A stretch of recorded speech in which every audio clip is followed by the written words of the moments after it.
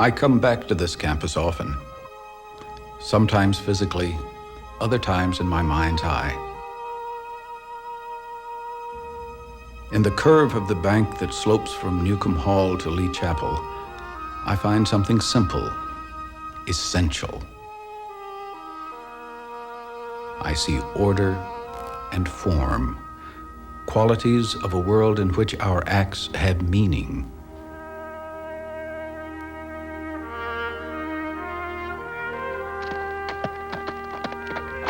I think of General Lee leaving Appomattox, perhaps the finest military man of his century. He had just surrendered, yet he was not defeated. His beliefs, his standards, his code of honor, these would not be changed by his circumstances. It's been said that geography blended with time equates to destiny. As Robert E. Lee and Traveler crossed Virginia, people wanted to see him, to hear from him. They were, in their adulation, looking to the past.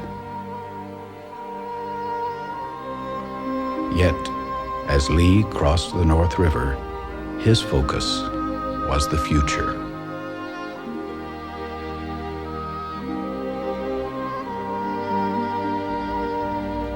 Time changes. Geography or space or place does not. Come cheer for Washington and Lee. We're gonna win another victory. The white and blue, we will never win the triumph for the university. Rock, rock, rock, fight to the finish. We are with you. Break through the line on everything. Rush the ball, run down the field, and we will win this game today. Washington and Lee.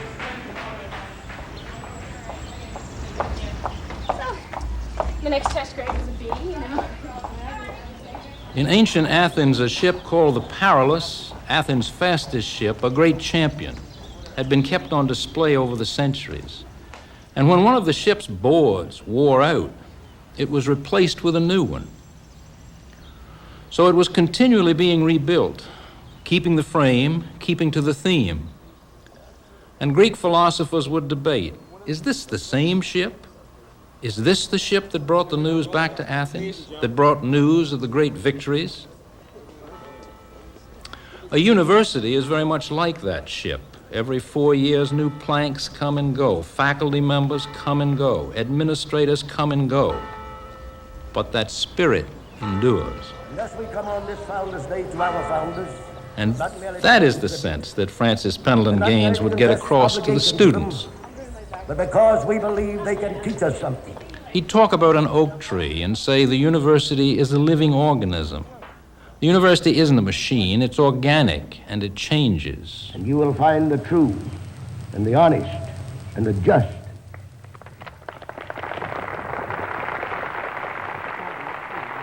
And Washington Lee's great strength, as Gaines continually tried to get across, was its ability to grow and change and weather the storms. Welcome back.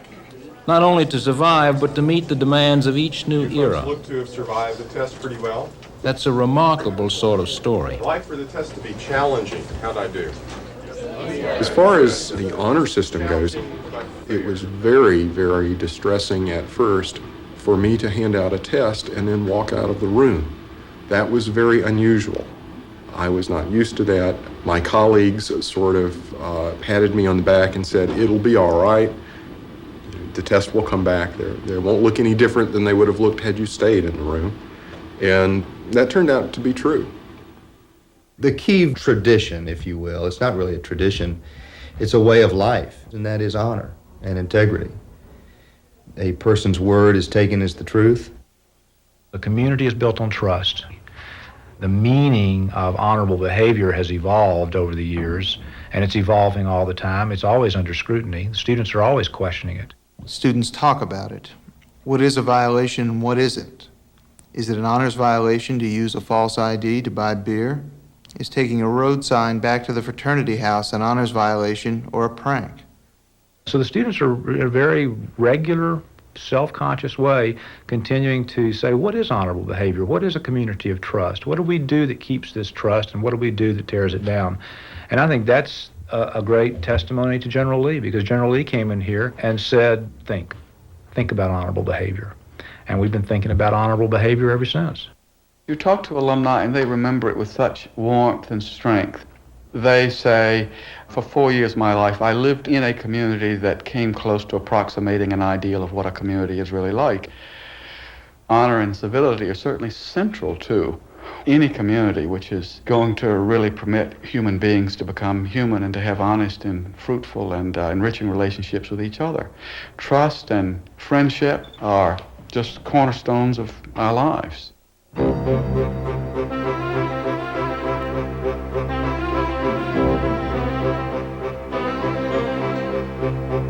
In 1783, a decisive battle of the Revolutionary War was fought at Guilford Courthouse in North Carolina.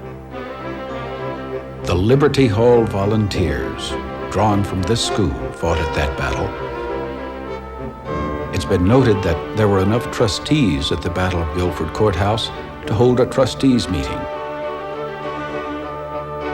Their army was led by George Washington, his spirit and theirs rooted in the Virginia countryside. Consider the map of Rockbridge County. Lexington and Buffalo Forge, Fancy Hill and Timber Ridge, House Mountain, Goshen Pass, Whetstone Ridge, and Hogback Mountain. The Valley of Virginia. At Natural Bridge are carved the initials of George Washington, carved perhaps in a moment of exuberance, as a younger Washington surveyed the magnificent and natural wonder of this land.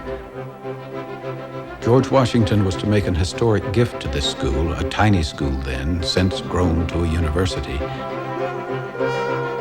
A university that sends from this valley business leaders and journalists, professors and a Nobel laureate, senators and congressmen, jurists, and a Supreme Court justice. What it did was to give the institution a name, and that was very important. It was a recognized name. It was the name of George Washington. And so historically, it was important. Dr. Gaines never let students of my generation forget that $50,000 gift. Gentlemen, he would say, you are still having part of your tuition paid by that gift of George Washington. And that was a valuable reminder. The voice of Sid Cowling discussing the giants on whose shoulders we stand. Washington and Gaines, Frank Gillum and Robert Huntley, General Lee, and generations of faculty who've kept our thinking fresh and our traditions strong.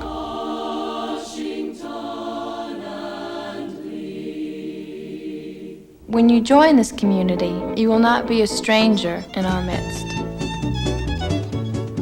Now, the fancy dress ball was originally a costume ball. Miss Annie Jo White, who was the librarian, conceived of the idea close to 100 years ago, and the tradition has been continued.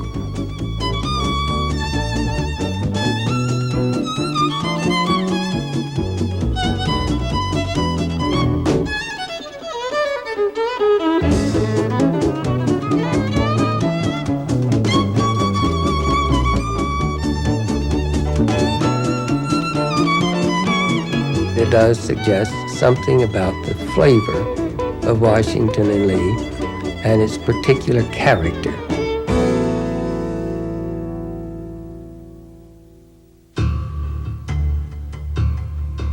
We take for granted. We forget how much we are shaped and formed by the books that we read. We say, I don't remember my academic work that clearly, but I remember the friends I made. And the honor system, we speak of that. But our sense of ourselves, that was shaped by what we studied in history, literature, biology. working to understand how a physicist sees the order of the universe, living a composer's life through his music and what he felt and sensed, confronting the issues of commerce and politics, and how organizations function. These things formed the way I think.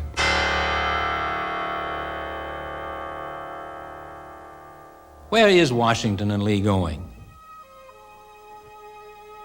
You may not be satisfied with this answer, but I'm going to say we're not going anywhere. And by that I mean there are going to be those kinds of refinements in the curriculum, but we're going to continue to be a college which values very highly the development of the whole person.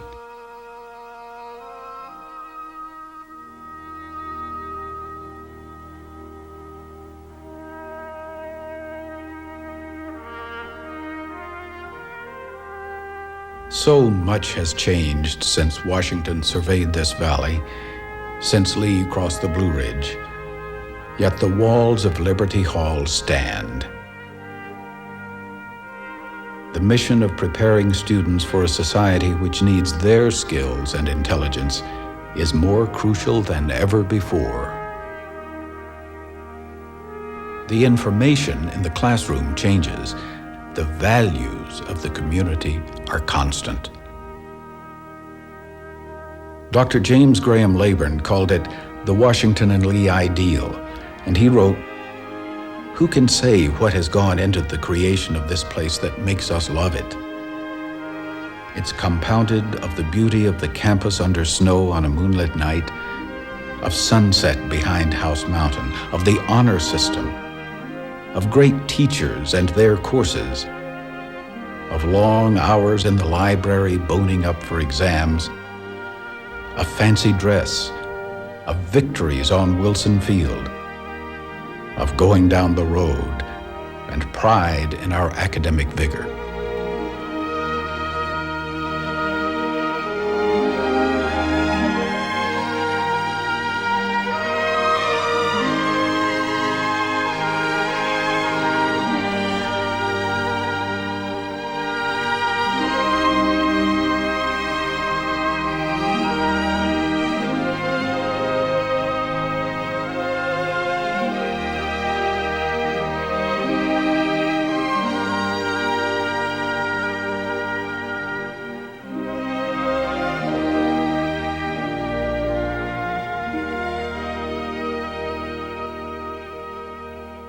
The discipline demanded by the faculty leaves its mark. The attention to intellectual detail, the standards that caused us sweat and anxiety as undergraduates or law students, these standards have served us well. We stand on the shoulders of giants. We stand for Washington and Lee.